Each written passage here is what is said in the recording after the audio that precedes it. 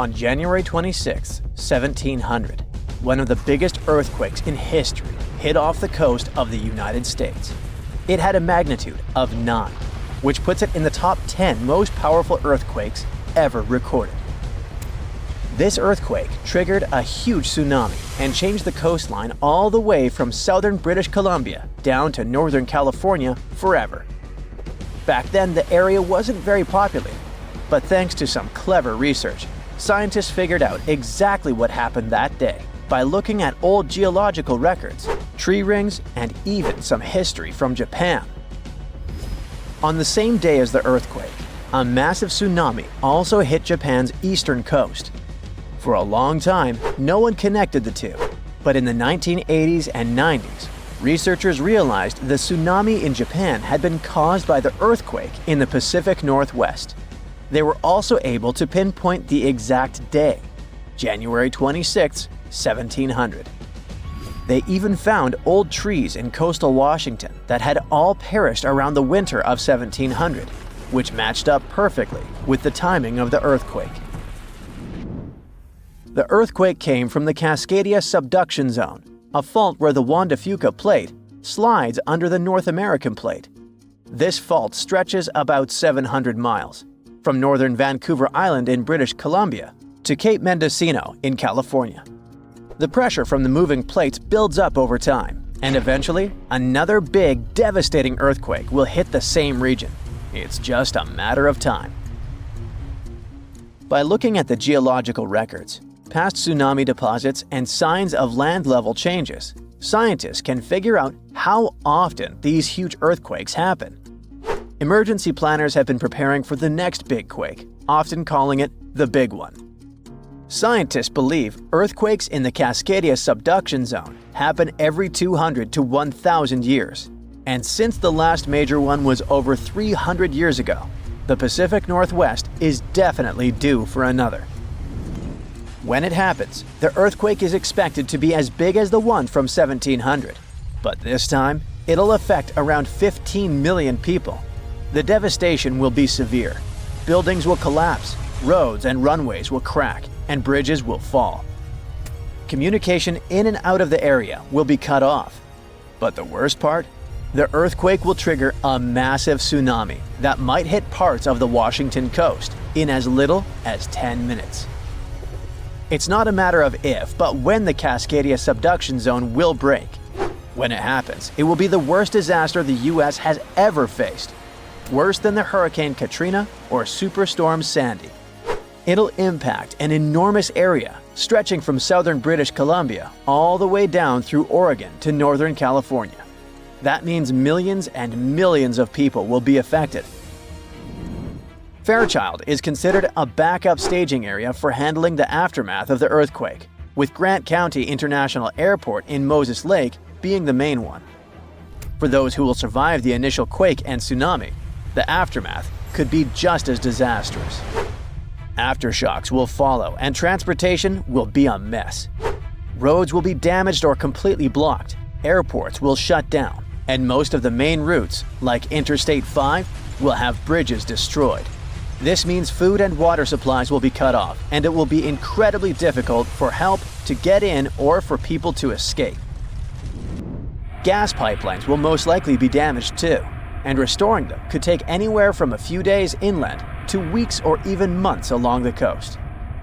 Power outages will be widespread within 100 miles of the coast throughout the entire Pacific Northwest.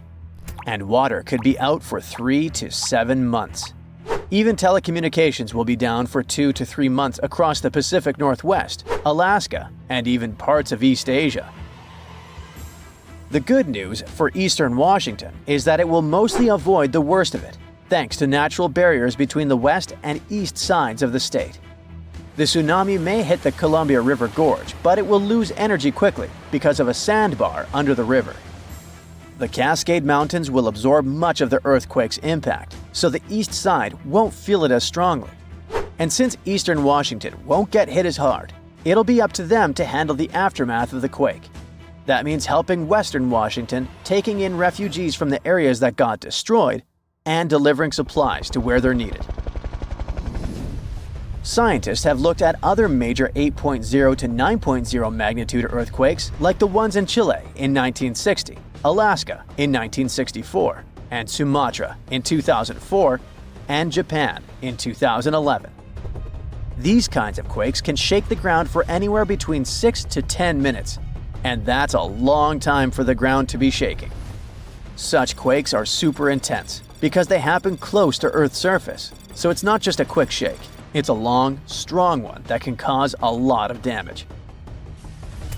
If the Cascadia earthquake and tsunami were to hit tomorrow, over 13,800 people could lose their lives, and about 107,000 people could be injured.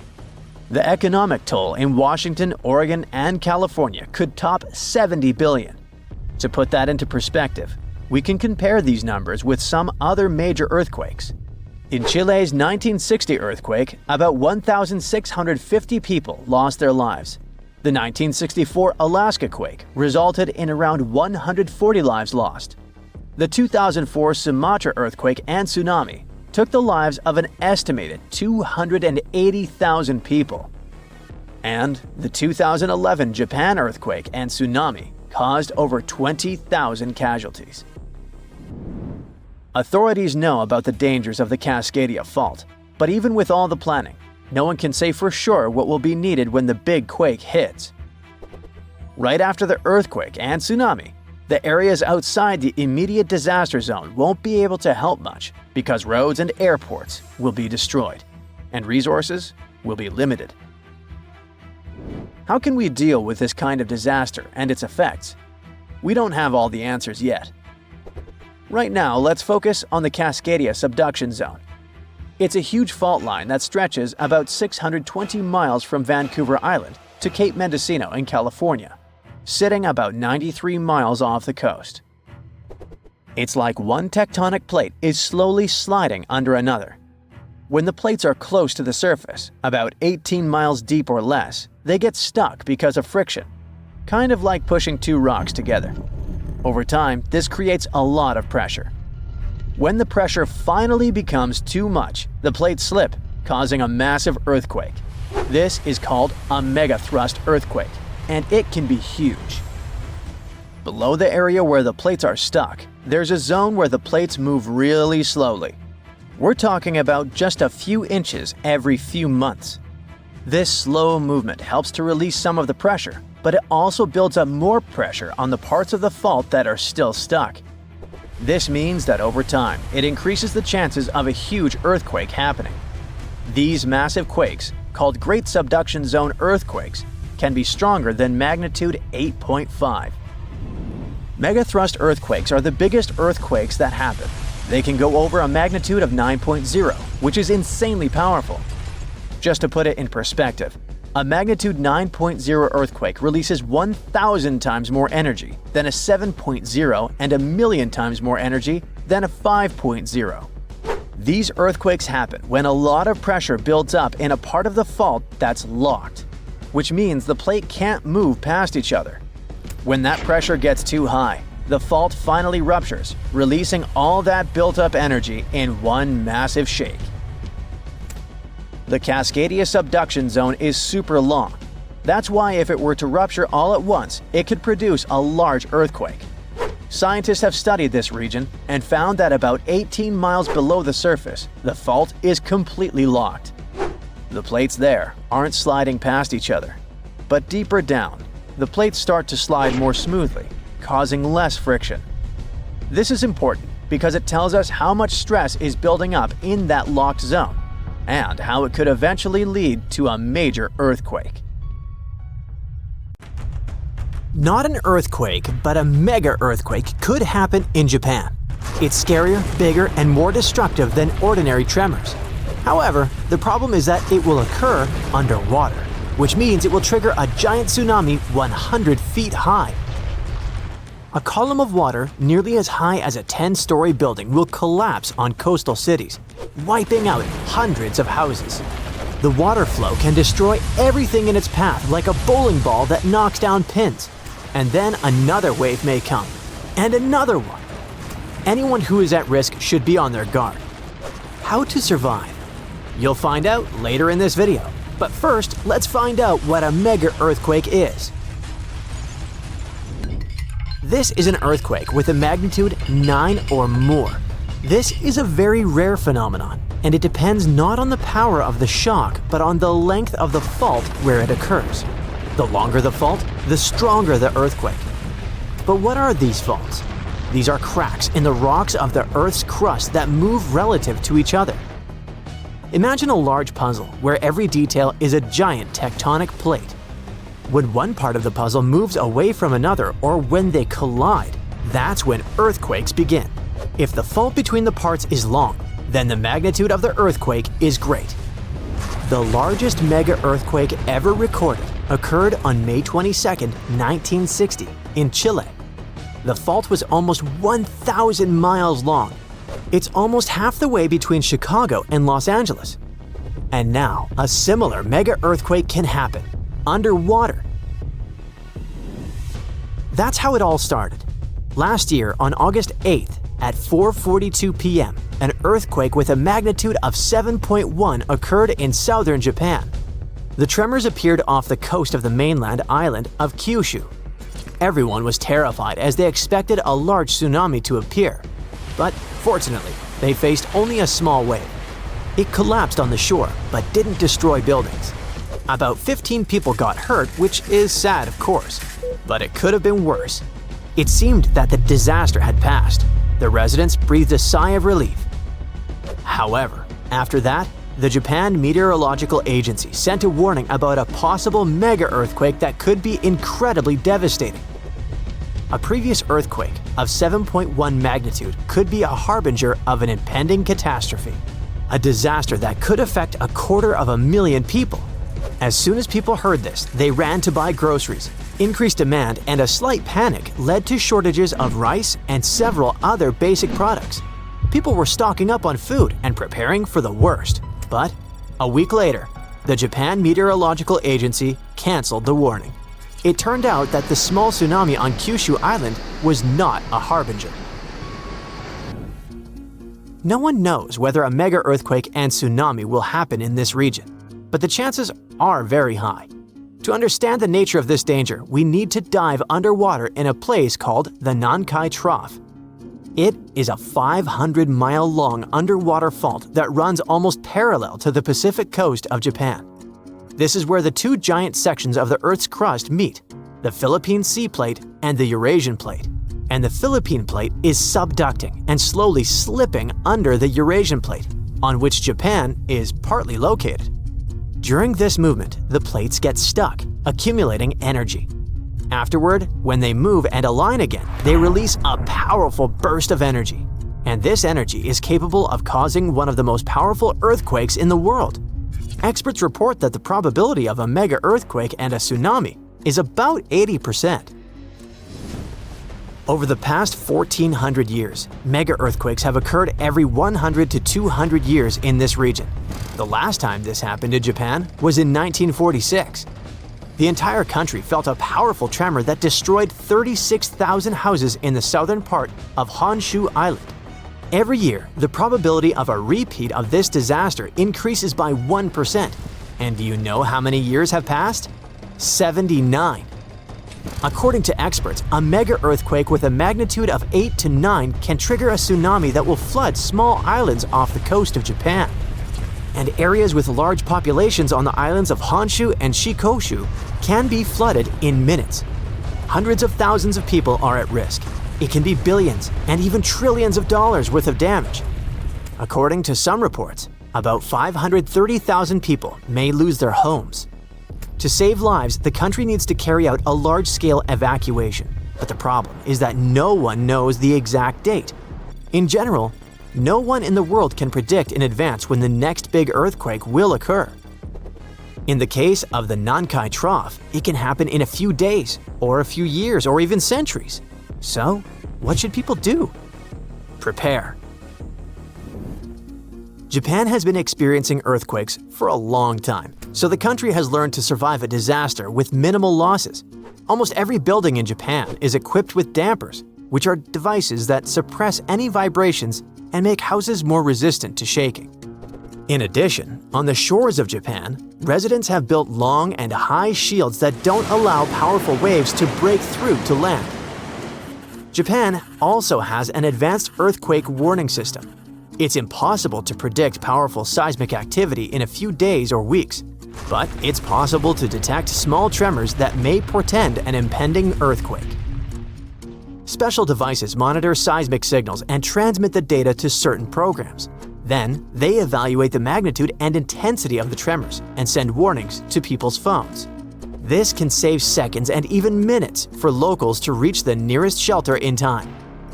These systems are also used to slow down the speed of trains, to stop work at factories, hospitals, and office buildings. It's much safer for a train driver to slow down during an earthquake than to rush forward at full speed. But what if you're on the street and you can't hear your phone messages? How to act in case of disaster? This applies not only to Japan, but also to any place where a tsunami or earthquake may occur. To survive a tsunami, you need to prepare for it long before a big wave hits. It's very important to have good relations with neighbors. Be friendly with them, help them, and treat them well. In times of trouble or disaster, it's great to have people with whom you have a good relationship. They can help you get out of a difficult situation, and you can also help them.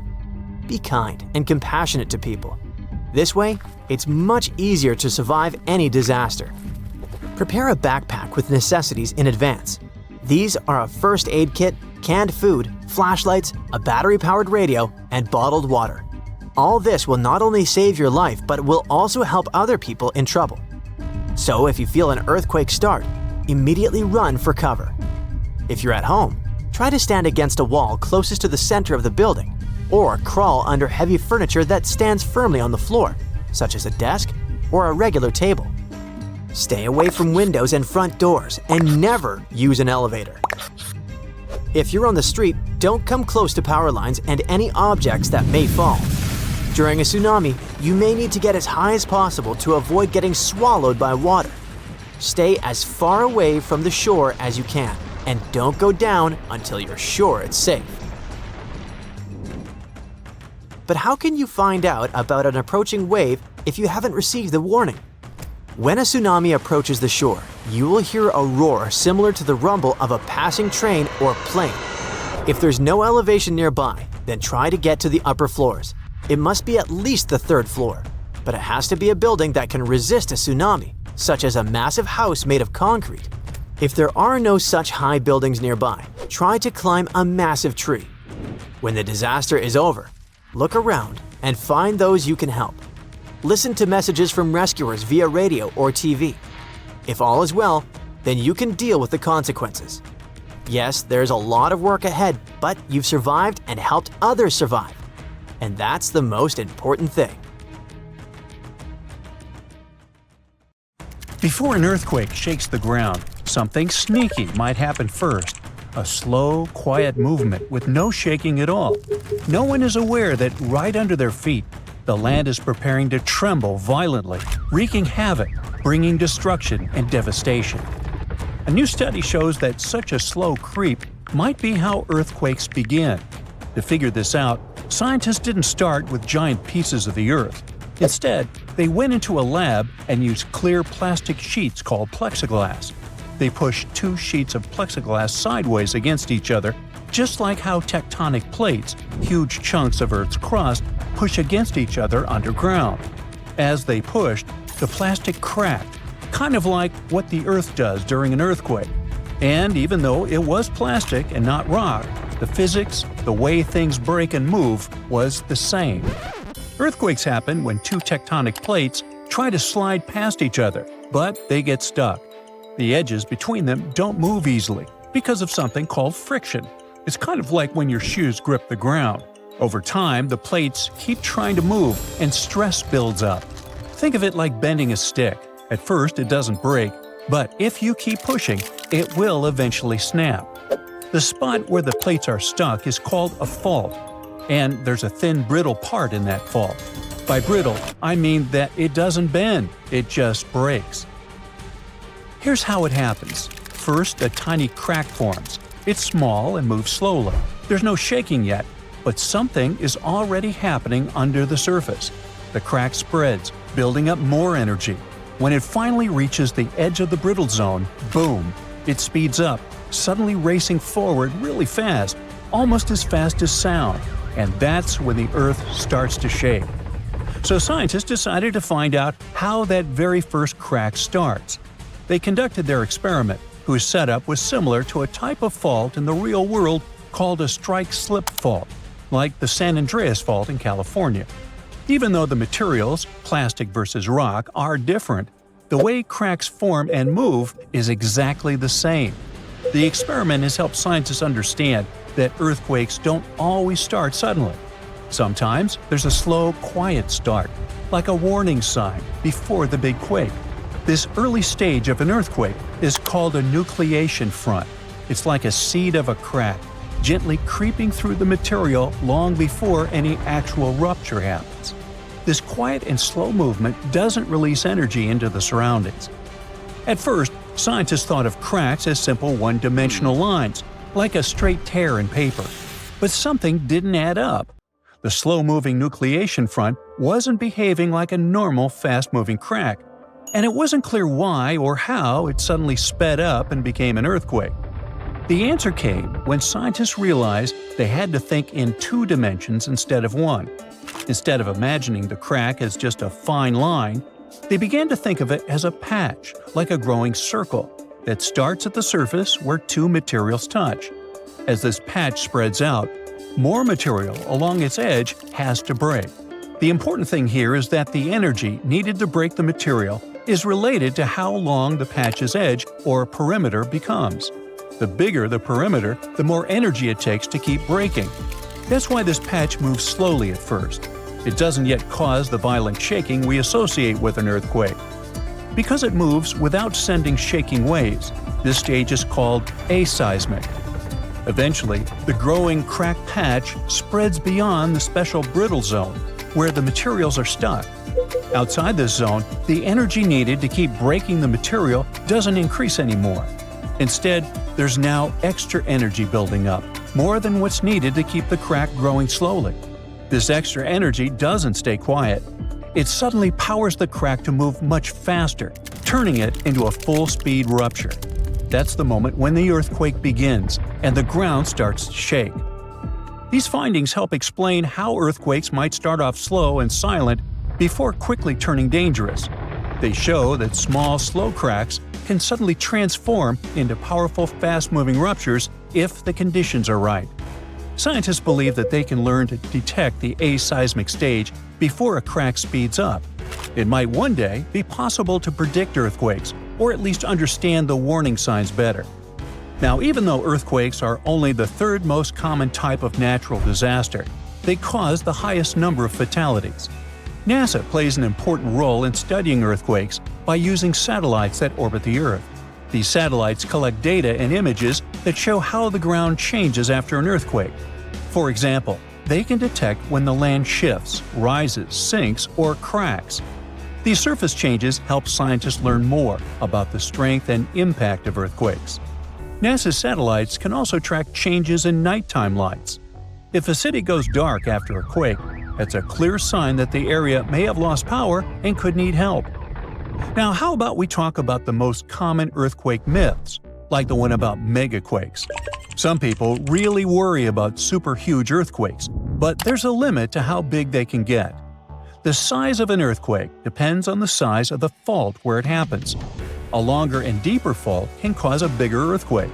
For example, the San Andreas Fault in California is long, about 800 miles, but not very deep, around 10 to 12 miles. This makes earthquakes bigger than magnitude 8.3 on that fault very unlikely. The biggest earthquake ever recorded happened in Chile in 1960. It had a magnitude of 9.5 and occurred on a huge fault that was almost 1,000 miles long and 150 miles wide. Technically, there's no set limit on the magnitude scale, but an earthquake bigger than magnitude 12 would need a fault larger than Earth, which just isn't possible. Now, earthquakes can happen near the surface or deep underground. Most occur in Earth's crust or upper mantle, down to about 500 miles deep. But the deepest ones happen only at subduction zones, places where one part of Earth's crust slides under another. In California, almost all earthquakes happen in the top 15 miles of the crust. One exception is the Cascadia subduction zone in Northern California, which continues up through Oregon, Washington, and Canada. Another misconception is that the ground can open during an earthquake, but usually that only happens in movies. A giant crack opening and swallowing things up during an earthquake is just fiction. In real life, the ground on either side of a fault slides past each other. It doesn't pull apart or open wide. Small cracks or holes can happen during landslides or ground failures, but not along the actual fault line itself. Faults don't open up because if they did, there'd be no friction, and without friction, there wouldn't be an earthquake at all. Now, some people think California could break off and sink into the ocean during an earthquake, but that's not how it happens. The ocean floor is just lower land with water above it. California can't fall in. What's really happening is that southwestern California is slowly sliding north toward Alaska along the San Andreas Fault. The Pacific Plate, which California sits on, is moving about 2 inches per year, about as fast as your fingernails grow. So, in about 15 million years, Los Angeles and San Francisco could be neighbors. And in 70 million years, Los Angeles might be sitting near Alaska. I can't wait. People often wonder whether an aftershock can be bigger than the earthquake itself. Aftershocks are smaller earthquakes that happen in the same area after a larger one. They're like our planet's way of settling down after the main shock. But if an aftershock turns out to be bigger than the first earthquake, then we call the bigger one the main shock, and the earlier one becomes a foreshock. About 5 to 10% of earthquakes in California are followed by a stronger one within a week. It's also possible for 2 quakes in the same area to be about the same size. However, very large earthquakes are rare, so it's even rarer to see 2 huge ones happen close together. For hundreds of years, people in the US have reported hearing strange, loud booms. These mysterious sounds are called skyquakes. And yep, it's a real thing. If you've ever heard a loud, distant booming noise that definitely wasn't a thunderstorm or a car engine backfire, congrats, it looks like you've experienced a skyquake yourself. People report them all around the globe, from the US to India and Japan. They go under different names, and we still don't know why exactly they happen. Sometimes these booms come together with earthquakes. People heard them during the New Madrid earthquakes in the early 19th century and up until January 2020. Those who've experienced them describe skyquakes as a rushing or rolling noise. Famous American writer James Fenimore Cooper described it more poetically as the lake speaking to the surrounding hills, which send back the echoes of its voice in accurate reply. Sometimes these mysterious booms happen in cold weather instead of during earthquakes. One of the skyquake hotspots is near Lake Seneca in New York. They call them the Seneca Guns. The booms can be so loud that they shake windows and doors. Back in August 1886, after an earthquake in Charleston, people heard these noises for several weeks, happening at the same time as many aftershocks from the earthquake. In 2020, scientists from the University of North Carolina looked at old news pieces, especially from North Carolina, where people have often reported these sounds. They hoped to match the noises with earthquakes data, but they didn't find any link between the sounds and earthquakes. One of the researchers said they believe the noises are happening in the air, not underground. The team looked at infrasounds, which are low-frequency noises that humans can't hear. They found signals lasting 1 to 10 seconds that matched the times when people reported hearing the booms, but nothing is certain here. Some people think that solar flares, underwater tsunamis, or caves collapsing under the sea cause skyquakes. Others believe the sounds come from planes making loud sonic booms. But that doesn't explain old records of skyquakes from the past before planes were even invented. Some scientists think a type of meteor called a bolide causes these booms. These meteors blow up when they hit Earth's atmosphere. If this happened above thick clouds, the sound would get louder and travel far. but we wouldn't find anything on the ground. Another idea is that gas might be escaping from the bottom of deep lakes, like Lake Seneca. If you think skyquakes are bizarre, let me introduce you to fog bows. They also go under the name of white rainbows, ghost rainbows, or cloud bows. They form in a similar way to regular colorful rainbows, but are much wider. Rainbows happen when there are big raindrops in the sky, and you can always spot them on the opposite side of where the sun is shining. Fog bows are made by tiny droplets in fog, or clouds, instead of big raindrops, and they also appear opposite the sun. If you want to see a fog bow, you need to look for it in a thin fog when the sun is bright. You might catch one when the sun starts to shine through the fog, or if you're near the ocean where fog often forms. Because the water droplets in fog are so tiny, fog bows don't have bright colors like rainbows. They might even look all white, or just have faint colors. Some fog bows are hard to see at first because they blend into the mist, but once you spot them, they're easy to recognize. The next rare weather phenomenon you gotta watch out for is thunder snow. You guessed it right, it's a special type of thunderstorm that happens during a snowstorm. Unlike regular thunderstorms that often strike in the spring and summer, thunder snow is much rarer because it happens in the strongest winter storms, like big blizzards, and at the same time needs warm air, which isn't a frequent combo. So, for thunder snow to happen, there needs to be moisture in the air, some instability, and something to lift the air, like rising winds. Just like in normal thunderstorms, lightning can appear when you hear thunder. Thunder snow lightning usually goes from cloud to cloud instead of hitting the ground, and the thunder sounds different too, more like a low rumble instead of a loud boom, because the snow muffles the sound. You aren't so likely to get struck by it, but it's still important to stay inside when you hear thunder to stay safe. Northern Lights fans, this one is for you. Scientists noticed a new kind of glow in the sky that looked like a purple streak. They nicknamed it Steve as a joke, but later gave it a more scientific name: Strong Thermal Emission Velocity Enhancement, Steve for short. Steve is actually a fast-moving stream of super hot gas that always moves west and only shows up before midnight. They wondered if something like Steve could happen after midnight, but moving in the opposite direction. And now, scientists think they found the anti-Steve by looking at data from a research station in Norway. In December 2021, they took a picture of a bright purple streak stretching for 620 miles in the sky, and it only appeared after midnight. Satellites from the European Space Agency also measured the conditions in this part of the sky and found that the ions were moving eastward.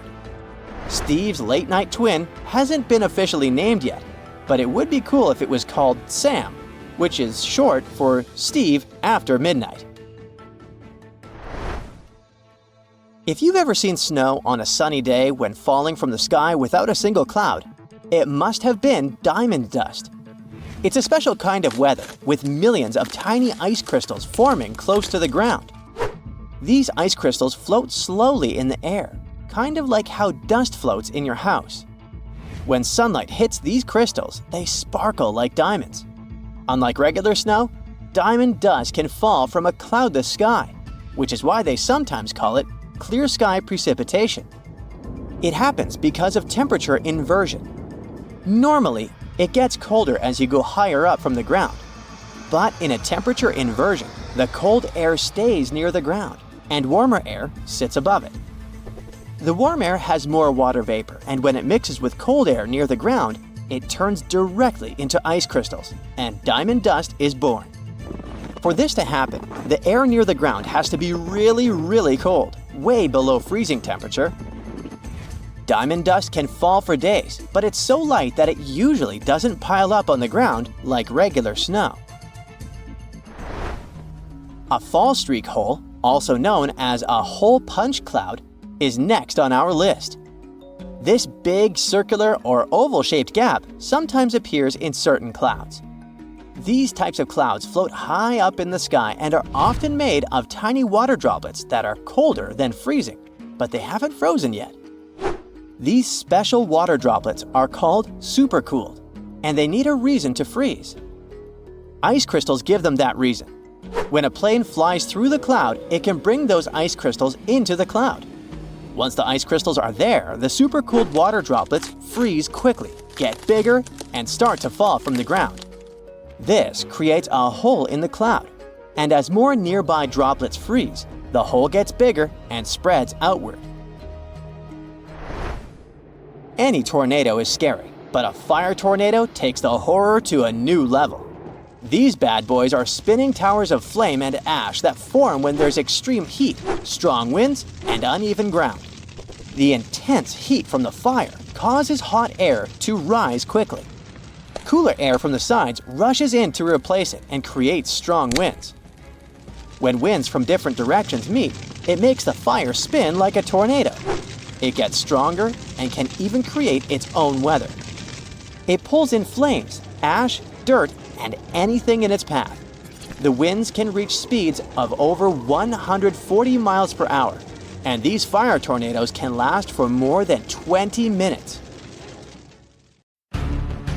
An earthquake in Indonesia began in 1829 and lasted a mighty 32 years. It reached its climax in 1861 and hit a magnitude of around 8.5. It was caused by the tectonic plates below the island slowly clashing against each other. Researchers discovered that the quake had been building for some time after analyzing the coral in the area. They found it was being periodically exposed to the open air. That was caused by the gradual earthquake moving the land up and down. Scientists call these decades-long silent earthquakes slow slip events. A single lightning bolt can warm the air to around 54,000 degrees Fahrenheit. The heat makes the air expand quickly, creating a shock wave or boom, which we know to be thunder. There are close to 3 trillion trees on Earth. That translates to roughly around 422 trees for every person. Before humans, the number was nearer to 6 trillion. Almost 70% of the Earth's surface is covered by water, which on average is around 2.5 miles deep. 97% of Earth's volcanoes lie underwater, as well as the mid-ocean ridge, a massive mountain range that is over 40,000 miles long. Humans have mined around 190,000 tons of gold from the planet. Experts predict there is around 20% still left to be mined, but this figure is constantly changing. The world's largest active volcano is in Hawaii. Called Mauna Loa, it's over 2.5 miles above sea level. Given that most of it is underwater, the volcano's summit is a staggering 11 miles from its base. That's the same length as over 160 football fields. The highest ever recorded temperature on Earth was a sweltering 136 degrees Fahrenheit. It was recorded in El Azizia, or modern-day Libya, on September 13, 1922. The lowest temperature was a chilling minus 129 degrees Fahrenheit, recorded at Russia's Vostok station in 1983. Earth is the 5th largest planet in the solar system, behind Jupiter, Saturn, Uranus, and Neptune. It has a circumference of roughly 25,000 miles, and it would take the average person around 8,300 hours to walk around the face of the Earth. The separation between Earth's land masses would make such a trek almost impossible, though. It takes 365.25 days for the Earth to orbit the Sun. Because our calendar years only have 365 days, we add an extra leap day every 4 years to make up for the difference. Russia is the largest country on the planet, with a total area of about 6.5 million square miles. It encompasses more than 1/8 of the Earth's inhabited land area, but still has a relatively small population given its size. Earth is the only planet with one moon. Mercury and Venus have no moons, while every other planet has 2 or more. Earth is over 4 billion years old. Scientists calculate this by looking at the planet's oldest rocks, as well as meteorites that have crash-landed. They used meteorites as they were formed at the same time as Earth when the solar system was forming. The ground we walk on is basically recycled. The planet's rock cycle turns igneous rocks to sedimentary ones, then transforms those into metamorphic rocks, and back again. Like Earth, our moon also experiences earthquakes. They're less common and intense than the ones we have, and are caused by tidal stresses. A tidal stress is basically the relationship between the gravitational pull of the moon on the Earth and that of the Earth on the moon. Despite being the 5th largest continent, Antarctica holds 70% of the planet's fresh water and about 90% of its ice. Bangkok is the most visited city in the world, boasting 23 million visitors in 2019 alone. Paris, London, Dubai, and Singapore make up the other cities in the top 5. The lowest layer of Earth's atmosphere is called the troposphere and is the reason we have weather. Sunlight heats the planet's surface, which causes warm air to rise up to the troposphere. This air then expands and cools as the air pressure decreases and sinks down, where it is then warmed by the Earth again. Coral reefs are the largest living structures on the planet, with some even being visible from space. Coral reefs hold the most species per area of any of Earth's ecosystems, even more than rainforests. Earth got its name around 1,000 years ago, and it comes from the German word meaning the ground, but there's no evidence to show who actually named it. Of all the planets, Earth is also the only one which is not named after a Greek or Roman deity. The deepest point of the ocean is the Mariana Trench. It's a whopping 7 miles below sea level. Coastlines cover about 20% of U.S. land, but are home to more than 50% of the U.S. population. The Earth isn't actually a sphere. It's more like a squished ball that bulges at the equator. The bulge is caused by the force of the Earth spinning, which makes the north and south poles slightly flat. The Earth spins on its axis, which is basically an imaginary straight line.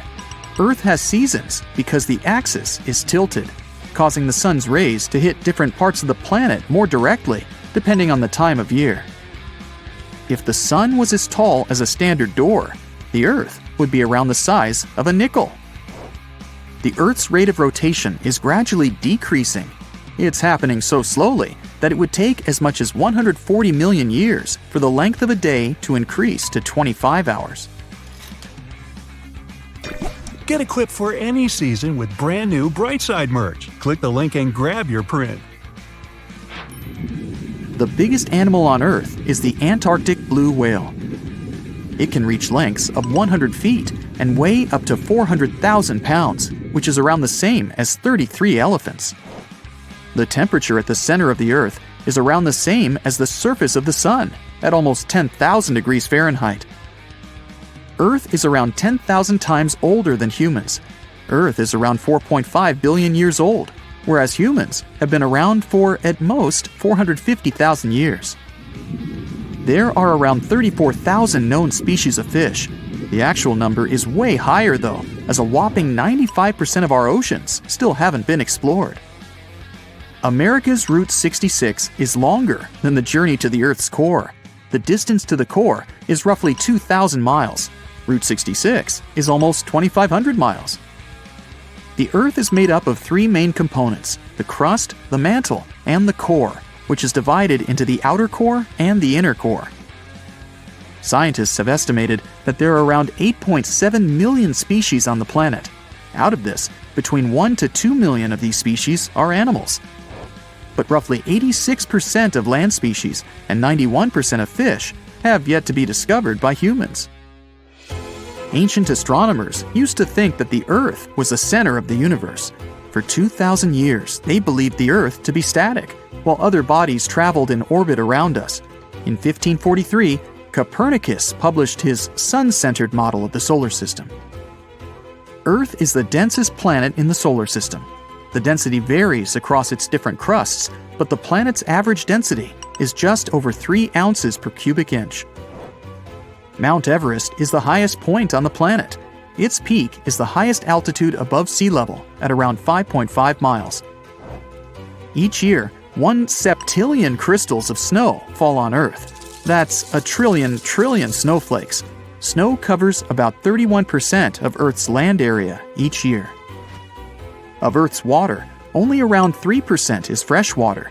The other 97% is salted. Of that 3%, about 2% is frozen in ice and glaciers. So, less than 1% of the planet's fresh water is actually in lakes, rivers, and underground. The world's largest inland body of water, or lake to us normal people, is the Caspian Sea. It has an area of 140,000 miles squared. The world's deepest lake is Lake Baikal in Russia and is 5,300 feet deep. Earth's atmosphere is roughly 78% nitrogen and 21% oxygen, with small amounts of water vapor, carbon dioxide, and other gases. No other planet is believed to have this much oxygen, which explains why Earth is the only planet where life has been discovered so far. Apart from the Moon, there are 2 asteroids in co-orbital orbits with Earth, sometimes called Earth's second moon. 3753 Cruithne is an asteroid that looks like it's following the Earth in orbit, but it's actually following its own path around the Sun.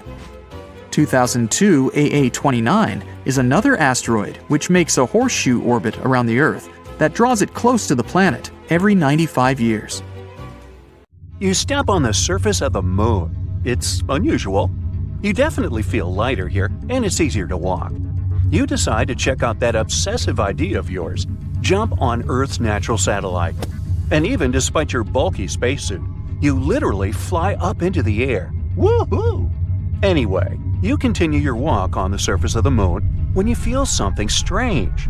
The ground under your feet is it shaking? It feels as if an earthquake has just started on the Moon. But that's simply impossible. Or is it? Surprisingly, your gut feeling hasn't let you down this time. Moonquakes do exist. In fact, there are 4 types of moonquakes that are strong enough to be detected from a large distance. There are deep moonquakes occurring more than 430 miles below the surface. Then there are meteoroid impacts. Thermoquakes occur when the frigid lunar crust expands. It happens when the morning sun illuminates the satellite after a 2-week-long deep freeze lunar night. And there are also shallow moonquakes. They're the only ones that are similar to earthquakes on our planet. Shallow moonquakes happen 12 to 19 miles below the surface, and they're the most powerful and dangerous. Between 1972 and 1977, the Apollo Seismic Network recorded 28 such moonquakes, and some of them measured more than 5 on the Richter scale. On Earth, such an earthquake is strong enough to crack plaster and move heavy furniture. Plus, shallow moonquakes are very long-lasting in compared to earthquakes. Once they get going, they can continue for up to 10 minutes. As for the average earthquake, it typically continues for 10 to 30 seconds. Scientists are still not sure what causes shallow moonquakes, and even where exactly they occur. One of the theories is that moonquakes happen at the rims of large, relatively young craters that probably slump from time to time. Interestingly, the Moon and Earth aren't the only places where earthquakes occur. No, scientists have recorded quakes, tremors, vibrations, and shakes in other regions of our solar system too. Let's take Mercury, for example. A few years ago, scientists discovered that this planet was shrinking, and that's why it seems to be so tectonically active. Or Venus. This world is a tectonic puzzle for experts. At the moment, Venus has no tectonic plates, and it might have never had them. But its surface has folds and faults and looks as if it could have tectonic plates. On the other hand, these features might have appeared because of other processes, for example, volcanic activity. But even though we haven't observed any Venus quakes, scientists believe they could detect them since their vibration seems to ripple through the thick atmosphere of the planet. Now, Mars. We know for sure that this planet is seismically active. NASA's lander placed a seismometer on the surface of the red planet, and in 2019, it managed to measure its first Mars quake. After that, the lander continued to record quakes, but they were so weak that if they happened on our planet, they'd be completely covered by the background noise of Earth's oceans. But a space body doesn't have to be a full-fledged planet to have active tectonics. Let's take Pluto. This dwarf planet is geologically active at the moment. In 2014, NASA's New Horizons spacecraft was flying through the Pluto system. when it recorded complex geological features on this dwarf planet. Scientists concluded that Pluto might have quakes, or should I call them Pluto quakes, when its liquid water ocean freezes and thaws beneath the dwarf planet's icy crust. Jupiter's moons, Europa and Io, as well as Saturn's moons, Titan and Enceladus, are also geologically active despite their small size. Their features range from volcanoes and water plumes to potential subsurface oceans. Now, I bet you don't know these cool facts about earthquakes that occur on our planet. There's one place on Earth where a whopping 90% of all earthquakes occur. It's called the Ring of Fire, and it stretches around the Pacific Ocean from New Zealand all the way to South America. Looks to me more like a horseshoe. Anyway, experts claim that these countless earthquakes are caused by the abundance of volcanoes in that region and the constant movement of the tectonic plates. Around 500,000 earthquakes happen on Earth every year, but many of them occur very, very deep in the Earth's crust, and only special equipment can detect them. We feel around 20% of earthquakes, and only 100 of them can cause damage. The largest recorded earthquake occurred in Chile in May 1960. It was a magnitude 9.5 on the Richter scale. It was truly devastating. During that earthquake, seismographs detected and recorded seismic waves that traveled all over the world. They shook the planet for many days. As for the most powerful earthquake that occurred in the U.S., it was 9.2 and happened in Alaska. By the way, Alaska, along with California, is the most earthquake-prone state in the U.S. and one of the most seismically active regions in the world. A magnitude 7 earthquake occurs there almost every year. A mega-earthquake can actually shorten the length of a day for the entire planet. NASA claims that really large earthquakes can shift our planet's axis and, thus, change the duration of a day. Now, of course, you won't notice it since this change is measured in microseconds, and 1 microsecond is 1/1,000,000th of a second. Scientists think that the 9.1 Sumatra earthquake, which occurred in 2004, shortened the day by 6.8 microseconds. Now, not even the best specialists can predict an earthquake. That's mostly because the mechanisms that trigger earthquakes are extremely deep underground. But these days, people have learned how to figure out a more precise time frame of when an earthquake might occur. Earthquakes can be triggered by volcanic eruptions or, let's say, meteor impacts, but most of them are caused by the movements of our planet's tectonic plates. Earth's surface consists of 15 to 20 constantly moving tectonic plates. Pressure increases when they shift, and this can make the crust of our planet break. San Francisco is moving toward Los Angeles right at this moment. The speed of its movement is about 2 inches per year. That's as fast as your fingernails grow. It's happening because the two sides of the San Andreas Fault, which is the continental fault extending 750 miles through California, are slipping past each other. So, in several million years, Los Angeles and San Francisco will be neighbors.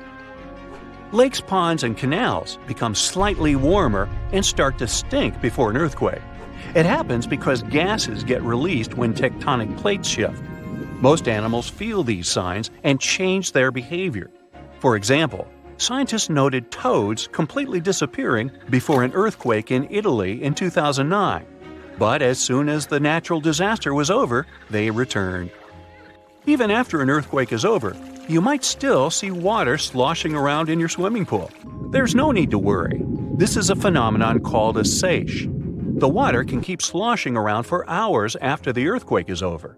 For example, the pool at the University of Arizona lost some water from a seiche caused by an earthquake in Mexico that occurred 1,200 miles away.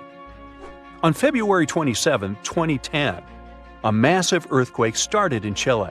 It measured 8.8 on the Richter scale.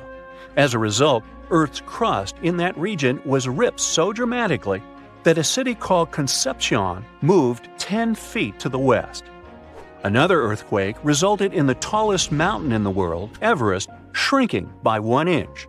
It happened in 2015 when a magnitude 7.5 earthquake caused several Himalayan mountains to decrease in size.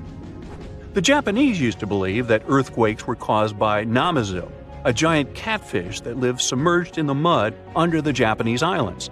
The fish would thrash about, causing seismic activity. As for the ancient Greeks, they were sure that a powerful sea deity, Poseidon, produced earthquakes by hitting his trident against the earth when he was angry. According to Hindu mythology, 8 elephants hold Earth in place. They are, in turn, balanced on the back of a ginormous turtle, standing on the coils of an even larger snake. And every time any of these animals moves, an earthquake occurs. Around 2,500 years ago, an earthquake completely changed the course of one of the largest and most famous rivers on the planet, the Ganges. Now, it's normal for rivers not to sit in one place, so if you live next to one, it could also just disappear without a trace or flood the whole city one day. In the case of the Ganges River, a supermassive earthquake became the reason for this dramatic change. Scientists say it might happen again, and it would be a huge problem for millions of people who depend on this river. The Ganges River starts as small streams in the Himalayas and travels a long way, over 1,500 miles. Along its journey, it meets other big rivers before all the water flows into the Bay of Bengal. The Ganges has the largest delta in the world among all rivers. Just like many other rivers in the region, it slowly changes its path over time. These changes, if they happen when a river wears away its banks, usually takes a long time, sometimes decades. Scientists have discovered that the Ganges-Brahmaputra river system has shifted several times over the last 6,000 years. When they looked at satellite images of the Ganges Delta, they noticed something interesting. There was a crescent-shaped dip in the ground about 28 miles away from where the river is flowing now. This depression was over 1 mile wide and stretched for many miles. They thought it might have been an old main channel of the Ganges River a long time ago. In 2018, the team decided to visit the area to check it out for themselves and take samples to learn more about it. While driving back home, they noticed a pit where someone was digging dirt to create a pond.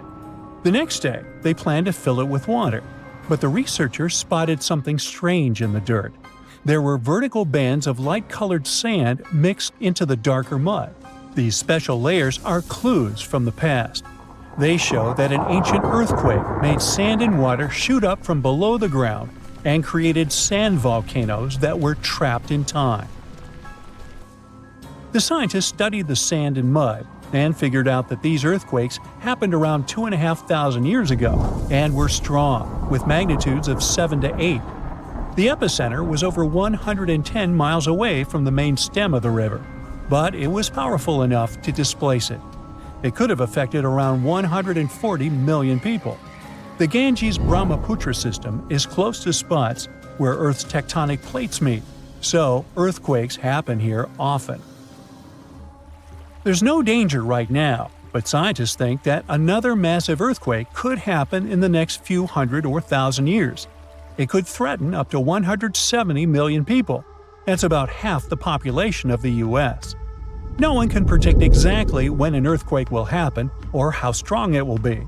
Learning how earthquakes in the past moved rivers helps scientists figure out patterns and make guesses about similar events in the future. This knowledge could help us prepare better and create safety plans before another big earthquake strikes. Now, the Ganges isn't the only river at risk. The Yellow River, the Irrawaddy River, and rivers in the United States, like the Klamath and San Joaquin, all face similar dangers. The mighty Mississippi River has also switched its path many times over the last 7,000 years. Right now, there's a huge system of dams and barriers called a control structure in central Louisiana. This structure's job is to stop the Mississippi from spilling over its banks and joining a nearby river.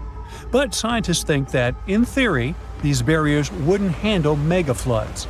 So the Mississippi could break free and change its course again. This would cause massive problems, especially in southern Louisiana.